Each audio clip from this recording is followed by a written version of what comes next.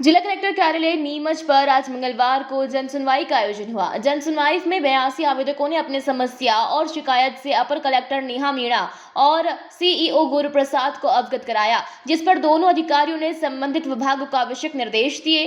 ग्राम कालूखेड़ा के निवासियों ने शिकायत की कि भेरूलाल पिता गिरधारी लाल खारोल द्वारा गौचर के 10 बीघा शासकीय भूमि पर पिछले 8 से 10 सालों से कृषि कार्य कर रहा है। उसके द्वारा अवैध कब्जा किया गया है। उसके द्वारा शासकीय तलाई पर का मकान बना लिया गया है और जानवरों के पानी पीने की जगह पर शौचालय बना लिया गया है, जिस पर आवश्यक कार्रवाई की मांग की गई।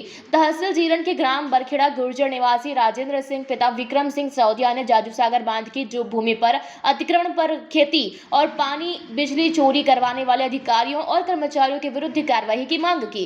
राजेंद्र सिंह ने बताया कि उसके द्वारा सीएम हेल्पलाइन पर भी शिकायत की गई है। जाजू सागर बांध की लगभग 2000 बीघा से अधिक भूमि पर नगरपालिका के जिम्मेदारों के संरक्षण में पैसे लेकर अवैध रूप से खेती और पानी और बिजली की चोरी करवाई जा रही है, जिसे तुरंत रोकने हेतु उसने गुहार लगाई है।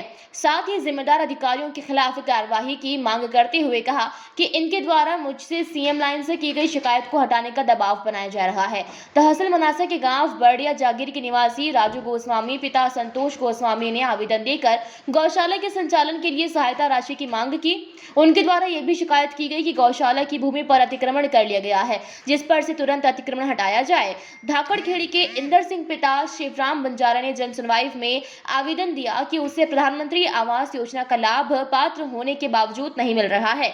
सचिव और सरपंच के व्यवहार के कारण मुझे योजनाओं का लाभ दिलवाया जाए। सरवानिया के निवासी बुजुर्ग चुन्नीलाल और उनकी पत्नी भी आज पुनः जनसुनवाई में पहुंचे। उन्होंने आवेदन देकर शिकायत की कि उनके पोते और बहू ने उनके निज निवास पर कब्जा कर लिया है और उन्हें घर से बेदखल करने की कोशिश की जा रही है, जिस पर तुरंत कार्रवाई की जाए। आज जनसुनवाई में पहुंचे लोगों में कई ऐसे लोग थे जो अनेक बार यहां अपनी शिकायत लेकर पहुंचे हैं। उनका कहना था कि दूर दराज से आए लोगों को जनसुनवाई में सही समय पर उचित समाधान नहीं मिल पा रहा है। ऐसा लगता है जनसुनवाई के नाम पर महज औपचारिकता पूरी हो रही है। किस समस्या को लेकर? हम बढ़िया जागीर से आए हैं, मनासा तहसील के रहने वाले हैं और गौशाला के संबंधित यहाँ आवेदन देने आए हैं और 2019 से अभी तक कोई कार्रवाई नहीं की।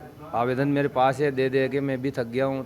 थाना में भी जाता हूँ, मेरी गायें भी चोरी कर रखी है और बहुत परेशान, जैसे घास भी जला देते हैं, मेरी कुटिया भी जला दी। अभी तक कोई शासन ने कोई हमारे साथ ये नहीं किया है। 80 गाय है, गांव का सरपंच किस तरह से परेशान कर रहा है? सरपंच तो मेरे को बोलता है जैसे कि अभी 2016 से बोल रहा है, जब से वो जीता है कि राजू तेरी गौशाला ऐसी बना दूंगा, ऐसी बना दूंगा।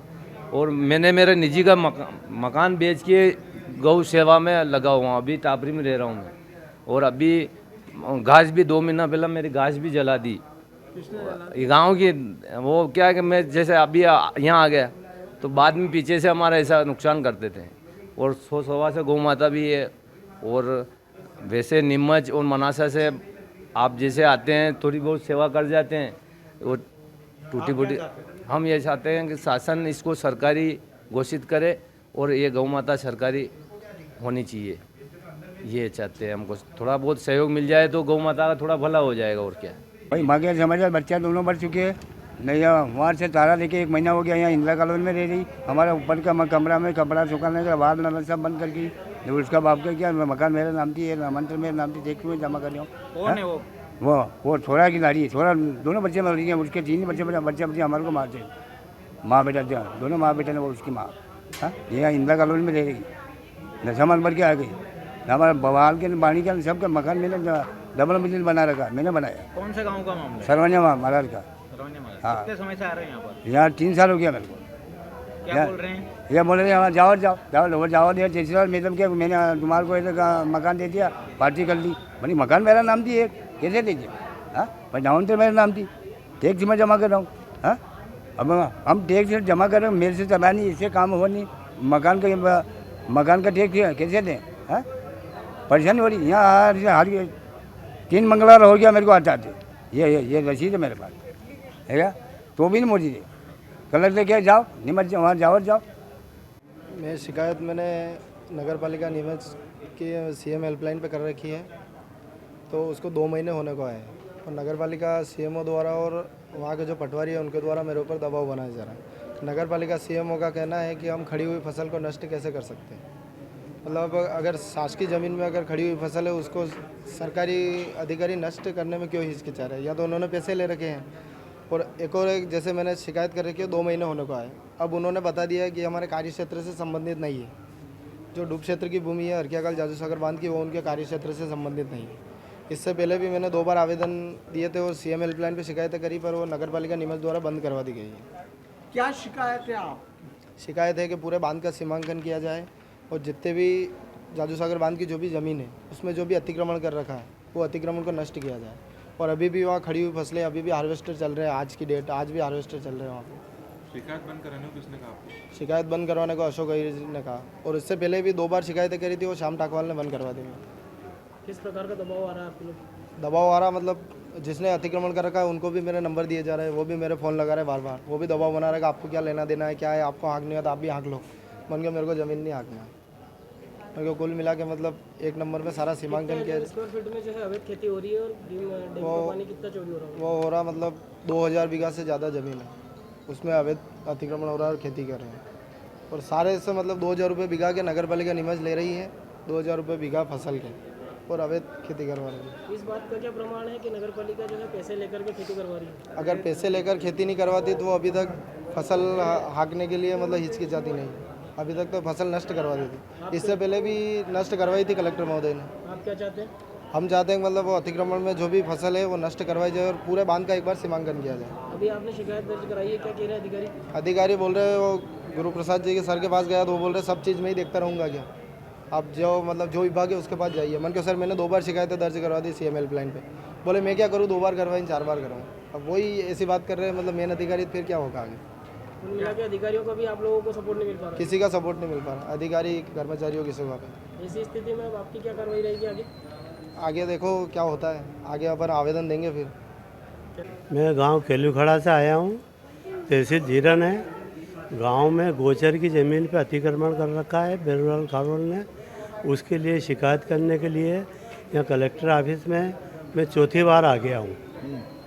अभी तक कोई सुनवाई नहीं हुई और अभी मुझे आश्वासन दिया है कि 15 दिन बाद में कार्रवाई करेंगे। क्या किस तरह की शिकायत है, क्या मामला है पूरा?